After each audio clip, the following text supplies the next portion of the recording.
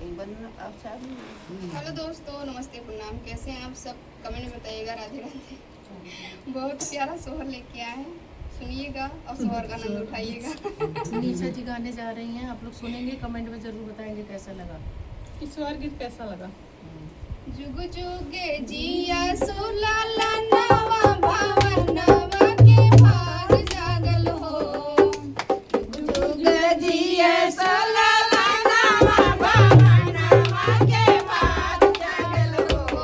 ललना लाल होइए फुलवा के दीपक मनवा के आस जागल हो।